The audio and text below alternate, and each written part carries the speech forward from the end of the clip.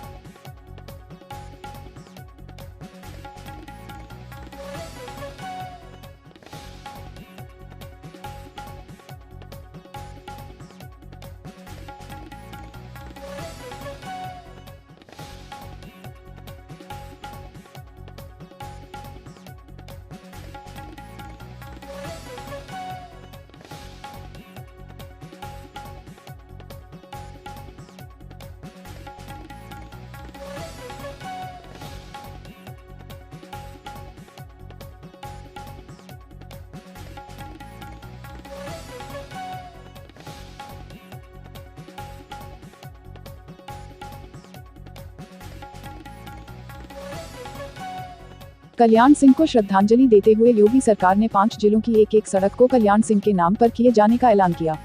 वहीं अयोध्या के राम मंदिर जाने वाले मार्ग का नाम कल्याण सिंह मार्ग किए जाने के फैसले के बाद एआईएमआईएम के प्रमुख असदुद्दीन ओवैसी योगी सरकार पर तिलमिला गए। उन्होंने कहा कि नाम बदलना जरूरी है या काम करना। पीएम मोदी ने जर्मन चांसलर एंजेला मर्केल से बातचीत की। दोनों के बीच अफगानिस्तान के ताज़ा हालातों सहित द्विपक्षीय, बहुपक्षीय और क्षेत्रीय मुद्दों पर चर्चा हुई। इसके साथ साथ दोनों देशों ने भारत जर्मनी रणनीतिक साझेदारी को मजबूत करने के लिए अपनी प्रतिबद्धता दोहराई। छत्तीसगढ़ में मुख्यमंत्री पद के लिए 2.5 वर्ष के फॉर्मूले की चर्चा के बीच मुख्यमंत्री भूपेश बघेल कांग्रेस नेता राहुल गांधी से मुलाकात करने के लिए दिल्ली रवाना हो गए। अब अटकलें लगाई जा रही हैं कि आज दिल्ली में पार्टी के वरिष्ठ नेताओं की बघेल के साथ होने वाली बैठक के दौरान मुख्यमंत्री पद के बंटवारे के फॉर्मूले पर चर्चा हो सकती है। सेना के चयन बोर्ड ने 5 महिला अफसरों को कर्नल रैंक पर पदोन्नत करने को मंजूरी दे दी है। रक्षा मंत्रालय कहा कि सेना के चयन बोर्ड ने 26 साल की सेवा पूरी करने के बाद 5 महिला अधिकारियों की पदोन्नति का रास्ता साफ कर दिया है। उत्तर प्रदेश सरकार ने सुप्रीम कोर्ट को सुझाव दिया कि 10 साल की सजा भुगत चुके उम्र कैदियों और अन्य मामलों में सुनाई गई अधिकतम सजा की आधी भुगत चुके दोषियों की जमानत याचिकाओं पर इलाहाबाद हाईकोर्ट विचार कर सकता है। सुप्रीम कोर्ट ने केंद्र से 3 कृषि कानूनों के खिलाफ चल रहे किसानों के विरोध की पृष्ठभूमि में दिल्ली एनसीआर में सड़कों की नाकेबंदी का समाधान खोजने को कहा। शीर्ष अदालत ने केंद्र का प्रतिनिधित्व करने वाले सॉलिसिटर जनरल तुषार मेहता से कहा, आपको एक समाधान खोजना होगा। उन्हें आंदोलन करने के लिए जगह का अधिकार हो सकता है, लेकिन सड़कों को इस तरह अवरुद्ध नहीं किया जा सकता है। इलाहाबाद हाईकोर्ट की लखनऊ बेंच ने एक अहम फैसला सुनाते हुए एक सिपाही की याचिका को खारिज कर दिया है। इलाहाबाद उच्च न्यायालय की लखनऊ खंडपीठ ने कहा है कि पुलिस बल में दाढ़ी रखना संवैधानिक अधिकार नहीं है। यह कहकर अदालत ने उत्तर प्रदेश पुलिस में दाढ़ी रखने पर रोक के खिलाफ दाखिल याचिका को खारिज कर दिया। मद्रास हाईकोर्ट ने जनसंख्या नियंत्रित करने वाले राज्यों की संसद में सीटें कम करने को लेकर सख्त टिप्पणी की है।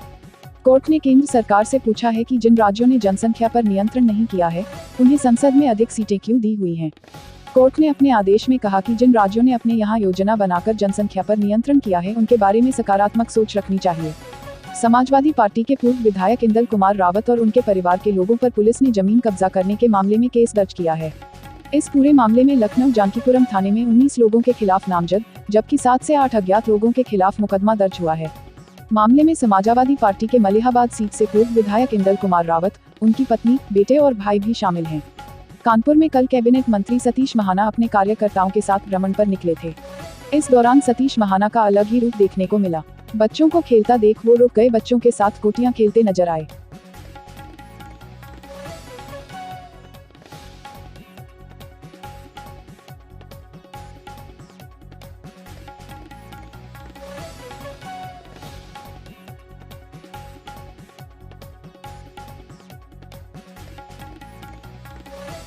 मथुरा जिले में विचित्र बुखार से 6 बच्चों की मौत। बुखार से 7 दिन में 6 बच्चों की मौत हुई। कई बच्चों की तबीयत खराब, कराया भर्ती। स्वास्थ्य विभाग पर लापरवाही का लगा आरोप। करीब 4 दिन बाद पहुंची विभाग की टीम। फरहकोन इलाके में विचित्र बुखार का कहर। जम्मू कश्मीर के सोपोर में आज सुबह से ही सुरक्षा बल और आतंकियों के बीच मुठभेड़ शुरू हो गई है। पुलिस और सुरक्षा बल मिलकर आतंकियों को जवाब दे रहे हैं। जानकारी के अनुसार सुरक्षा बलों ने एक आतंकी को ढेर कर दिया है। वहीं 2 आतंकी के छुपे होने का अनुमान लगाया जा रहा है। इसी कड़ी में सुरक्षा कारणों से आज बडगाम से बारामूला तक ट्रेन सेवा रोक दी गई है।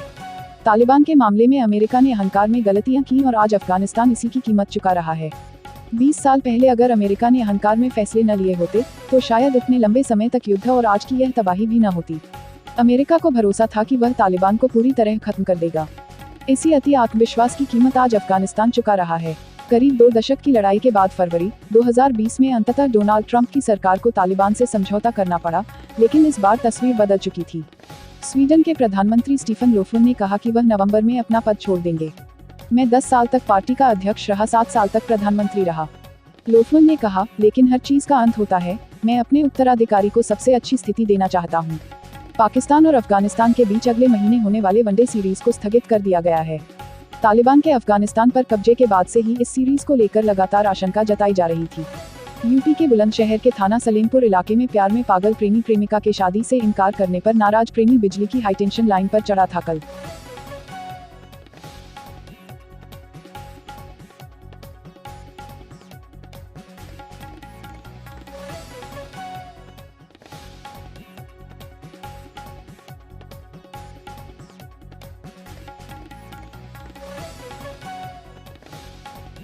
Please subscribe Aviral Times for latest news update and press the bell icon to get all the latest video update.